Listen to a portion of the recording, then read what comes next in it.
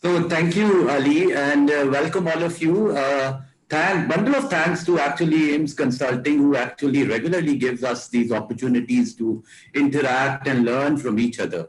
So I was reading somewhere, and I think it's a quote by Kenneth Blanchard that if you stop learning, you actually stop growing.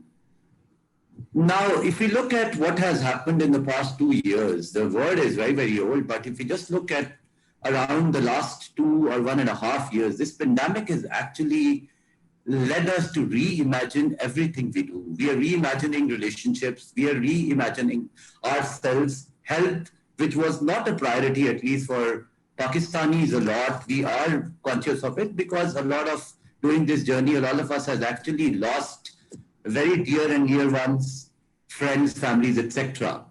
And this has led to actually realize the corporate world to change the rules of the game, the way we used to do normal things. And that has created a whole new world of opportunities, as I call it. Yes, there are challenges, but it's a whole new world of opportunities. And again, I was reading somewhere that in this spur or a mist of opportunities, there lies a great future ahead. That's what I think. The future may be hybrid, which might lead us to think a lot of new ideas, new thoughts, new ways of work. And this brings us to throw some points on the topic of learning and development. And I have a very esteemed professional with us. Her name is Chazia. So I'll request Chazia to introduce herself by herself. Take a minute, Shazia, please introduce yourself, and then we will take forward the discussion. Ji, Assalamu alaikum everyone. Hello Paul, how are you? So my name is Shazia, as you all know, and I'm working as Group Head Learning and Development at PTCL and UFON. And this is all about me. I love learning. I love to do research regarding learning because I was involved in teaching. I used to teach at UT Texla, FAST, and RIFA. I used to teach technical report writing and communication skills. So I am working as consultant as well. So this is all about me. That's it. So please go ahead. When it comes to learning, of course, you know I love learning and development. This topic is my favorite. Thank you very much, Ali. It's great opportunity, of course, that I am looking forward to so much learning because I've learned so much in a little time right now. So it's your great contribution for all of us. Thank you so very much. So thank you, Shazia. So, Shazia, it's said that offices are not just meetings and water coolers conversation places. They're more than that, or are they? What do you think? Are offices more than meetings and water cooler conversations? Just give me your opening thoughts on that, and then we'll move to learning and development. Well, would you like to little explain this? I want So to what know I more meant is about that organizing offices are actually places where people spend most of their life, most of their relationship life, as I call it, most of their learning life. Let's put it that way. What's Okay, your view on corporate learning to okay, start off? I got your point. Well, Mohsen, I don't see anything as waste when it comes to water cooler conversations and when it comes to meetings. You are learning, whether you are learning directly or indirectly. It's up to you. What do you get from it? Number one. Number two, that's important thing is that this is your responsibility how to make best use of your time, how to utilize your energies, how to utilize your opportunities. This is up to you. So of course now it's completely transformed, like uh, because we used to waste so much time. Now we don't have time. We need to see our our skill set. We need to go for learning because there is so much competition around, and we need to be serious what we learn, what we do, and we need to manage ourselves, manage our time and everything, rather manage our life, because life is not only related to offices. Life is related to your own self, your family, your friends, everything. Because now you see that researchers, they say that if you don't have friends, if you don't have good relationships, if you don't have connections, it means you are not a worthy person. You need to look into this, and you need to find opportunities to learn from every single thing that is going on in your life. This is what I think about this, because like uh, it doesn't make any difference you're working from home or you're sitting in office. If you are not stretching the meetings to the extent where you think that now this is the waste of time, then okay, meetings are fine. So we, as human beings, we need to see what is beneficial for us. Okay, thank you. So it's a lot more than just attending meetings or having conversation, as what I understood from you. So if I just move forward, so now if we look at the new normal, we can't say it's post-COVID world because COVID is still there. It's going to stay. It's going to. We don't know how long it stays, but it's crafting the new rules of the game. So in your view, what would be the future of L&D looking like, learning and development for companies? What few things they should keep in mind moving Well, forward? Mohsen, the most important thing that in the in during COVID, the learning and development, rather the whole work scenario has completely transformed, and we all witnessed it. So when it comes to learning and development, we know that there's no more traditional learning. We need to change our mindset. We need to change our approach. This is the basic thing we all need to do. And then if we are ready to change our mindset, then of course there are technological developments. Then there is, we need to understand that this is the era of bite sized learning, this is the era of nugget learning. Then of course we need to take advantage of the skill set, because there was a time when employees were forced to take part in training activities. Now I have changed it, because when I joined PTCL, there were programs where employees across board they had to attend these programs. But now the scenario is different. What do I do? But I offer nomination based programs. I ask people to nominate themselves in, when what I need to do as learning and development professional, that I need to drive that appetite into them. I need to present them the real thing that they need, not the fit for all solutions. We need to go for personalized learnings. We need to go for certifications. We need to give them the flexible learning opportunities. So there comes in the technological development. And the one thing that I was studying, that there is a research, neuroscience research, latest research happened in neurosciences, where there is a concept that is called doorway effect. And doorway effect says that your 80% learning, you lost your 80% learning when you change your location, or when you change your device, or the way you learn. So while keeping these things in mind, while understanding the research, the need, then we need to craft our own ways, that what is the most beneficial, most impactful way where we can engage people in learning. So this is what I think about this. So it's a doorway learning, it's engaging people.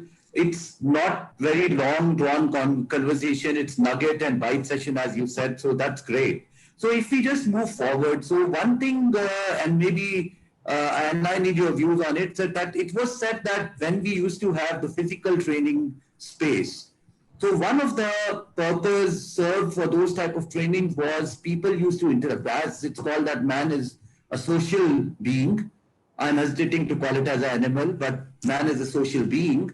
So when it's a social being, so he actually or she learn from networking with others. And in a physical space, it's a lot more convenient and better to network with others uh, in the traditional days. Though the social era or the Internet of Things era already started to change these norms and manners from the earlier days, but still training used to be considered as something where you go and meet other people, chat, and then mutually learn. But this online learning, which the pandemic has thrown us, all of us to, has changed this. So, what are your experiences or thoughts on this? That will this bring that same type of effective learning experience, etc.? How do we actually, if not, what should we do to actually enhance that experience? Well, Mohsen, we should confess one thing, that there is no substitute for physical interaction. and I was like trying to find out some good study where I can see that what is the effect of this online learning, and what should we do to improve this social learning. Because this social interaction is not only where you call in people and you make them sit for you with you and you make them learn things. No, this is not. There's something that is very important, that if you need to be emotionally intelligent, if you need to raise your self awareness, then you need to meet people. So this is one thing that is important. But when I was going through, I just got a paper published in somewhere 2021 January, I think so. It talks about social perception theory, that what happened when they interviewed several person. They wanted to see that what is going on with this e-learning, and is it effective or not.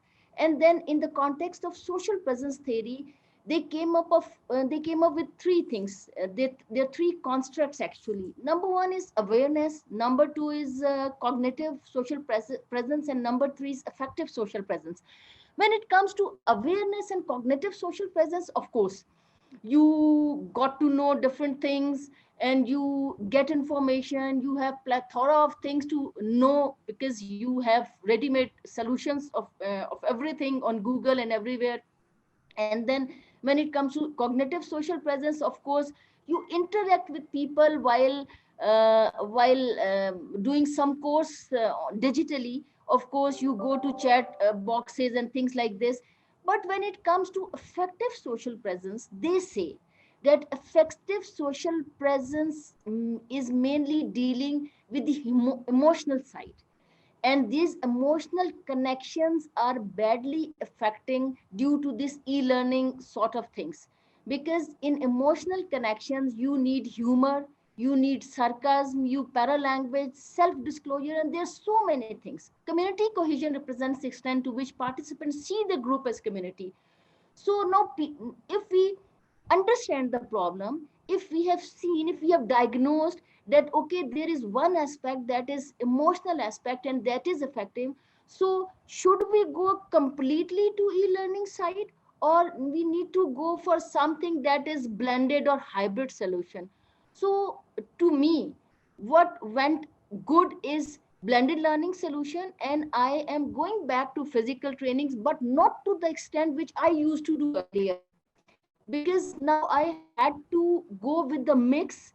On one side, of course, I'm concerned about flexibility, I'm concerned about pressures, I'm concerned about time. So I am offering, I'm throwing so many programs digitally and asking people if they want to attend, if they want to see something interested, go ahead.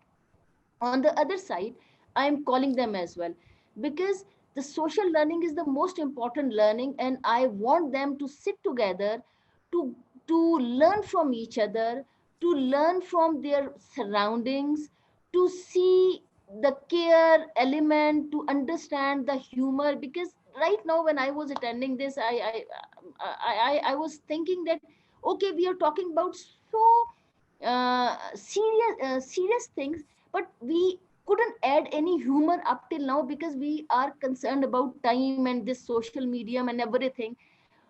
And if we had it been the physical interaction, I am sure we would have gone with so many chit chat and humor and this and that. So this is what I am missing, and what I just I shared with you the overall research about this. This is also an important aspect. So again, if you need to overcome this, you need to see how to do this. So thank you. I think so. That's right. So it is a challenge. We all agree. And currently, you might not have a lot of solutions to this, but the key, what I understood from you is that we should keep trying. We should know our audience better, our teams better, and identify what works best for them. Maybe sometimes in some of the programs, it might be totally virtual, or maybe offline learning, which we can they can take in their own convenience, or maybe it's a blended sort of a thing. So that's great. So we should all put efforts in identifying what is more engaging and experiential, and then enhance the impact of training. So then that brings me to my next question. So we, since the pandemic, we have started talking about, though I think that those things were very, very old, like employee well-being, concern for others, empathy, etc., etc., etc. So, what, in your experience, what are some of the new skills or competencies or behaviors we need to bring in for our leaders or employees to actually make them prepared for future? Well, Mohsin, this is a great question, I must say, because I so far what I studied from environment, because I am no one to claim that you need this and I need what I can claim about my own self. But when it comes to learning with respect to the environment, the most important thing that we need to go for more behavioral soft skill trainings, because we know we need to go for the most important thing, that we need to respect the opinions of other. We should not start saying no to anyone, and we should not go for, like there's a concept of cultural relativism that says that your opinion is equally respectable, but I have different opinion from you. I don't say that I am more superior than you. This it talks about tolerance, and this talks about diversity and inclusion. These are two important factors that is related to behavioral. And when it comes to technological side, I think we need to train people, we need to equip them with the skills where they can handle this technology with ease and comfort. Then what I did, I just ran a complete series of workshops where I taught people about Zoom, and what can Zoom offer us. I taught them about team and team sessions, and then I taught about so many other tools which are available and which can help us in our online learning. So these, with respect to technology, there are these two things. And with respect to behavioral side, of course, we talk about strategy, vision, leadership. No, I'm not talking about. If you can understand the importance of tolerance, if you can understand the importance of diversity and inclusion, if you can understand the importance of integrity and honesty, believe me, you don't need anything. You will learn anything that comes in your way, because you need to honest with your own self first, and you need to understand that, okay, I know nothing. You, as Socrates said, that if you need to learn something, you need to make yourself realize that you know nothing. Know thyself. That is the beginning of my understanding about myself. So this is what I feel about the future of learning and future of this society as well. Look at, see what's going on in society. हम सब एक दूसरे की गलतियां निकाल रहे हैं. We are criticizing. We don't appreciate. आपने एक opinion दी है, okay, it does not go well with me, but of course you are intelligent enough, you are wise enough, you are human being, and God has gifted you with the skills to communicate, to say something. So we need to respect this. So great. So what I just heard back from you is that there are two blocks. Yes, we need to teach our teams and people basic technological stuff so they can handle the all the technological requirements which are coming up and going around these days. And the other block is behaviors, which is tolerance, inclusiveness, diversity, respecting others, respecting yourself over and above, being a role model of integrity, etc. Wow, that's great. So I think so. That's interesting. Now that brings me to my another question, and I think that question which I'm going to pose you, as far as I'm concerned, it's not only related to this pandemic world. It has always been a debatable question that how do you measure the impact of trainings? And with this, where we are talking about hybrid training, maybe personalized nuggets and bite-sized sessions which employees can actually take on their own without any sort of a discipline or maybe some governance, controlled governance, let's put it that manner. What's your experience? How would we actually evaluate the impact of these trainings on employees or the ROI of these trainings? Okay. It's again an investment in terms of Yes, yes, company yes. I understand. leadership. When it comes to ROI, believe me, ROI of behavioral training is almost impossible, nearly impossible. But when it comes to few skills related to selling, related to something that is where there are quantitative aspects are involved, where there are clear cut specific smart targets are there, okay, that's good to go. You can gauge the impact, and you can have there's so many. Kirkpatrick model is the best model where you can measure the impact of trainings. What do? We go with three levels. Number one is reaction, number two is of course learning, and number three is behavior. When it comes to behavior, we go to the line manager and we ask कि आपने 6 हफ्ते पहले ये बंदा training करके गया था, इसके अंदर कुछ फर्क है कि नहीं है। तो ये तीन लेवल्स हैं, लेकिन जब आप चौथे और पांचवें लेवल के ऊपर जाते हैं बेसिकली रिजल्ट्स के ऊपर, तो रिजल्ट्स को उसमें से फिल्टर करना जहां तमाम लोग, पूरी ऑर्गेनाइजेशन किसी एक कॉमन गोल के लिए है, उसमें से ट्रेनिंग को फिल्टर करने के लिए people are not ready to give credit to training. We should accept this first of all. मैंने एक सेलिंग की ट्रेनिंग कराई, मैंने वो अच्छी ट्रेनिंग करा दी, या मैंने एक कोर कम्युनिकेशन की ट्रेनिंग करा दी, अच्छी करा दी, कुछ अरसे में उसका जो लाइन मैनेजर है उसने वो गेज करेगा रिजल्ट्स अच्छे होंगे तो वो कहेगा ये मैंने बड़ा उसको पुश किया था, मैंने ये किया था, या मैंने उसकी तनख्वाह बढ़ा दी थी, रिसोर्सेज बढ़ा दिए थे। तो these are the things which are there, so it is very difficult to gauge the impact. With of course other types of training you can gauge impact. Okay, when it comes to behavioral trainings, soft skill trainings, the most important things that you need to constantly hammering the skills, you need to constantly do your part. I give the example of somebody who has done a metric or who has gone through his O levels, and after 16 years of education he has become the person he is, for instance. So what do you say if you ask him, okay, what have you learned in class 4, what have you learned in class 5 lesson number so and so, so aapko wo yaad hai, did you really remember what was the exercise? He is not able to remember this. But this learning is impacting his personality, and at the end of the day, after 16 years, he has transformed into another human being who is more informed, more knowledgeable. So this is the uh, exact scenario is with soft skill trainings. What do? I give them trainings on values, for instance. I am nobody to teach them values. What do? I just tell them that I am going to seed a plant in you, and what you need to do, you need to water it daily. If you want to improve your communication, it is impossible that you are entering from one door and you are attending training from 9 to 5, and while leaving you are an excellent communicator. No, it's not possible. You need to work on your own self. I can give you tools, I can seed a plant, and you need to keep watering that plant to grow it into a big good green tree. So this is what about soft skill trainings and the impact. This is the way we can impact, calculate the impact. We can see. Great, Shazia. So that's super. So I know that if we keep on talking about this, you have treasures to share with us.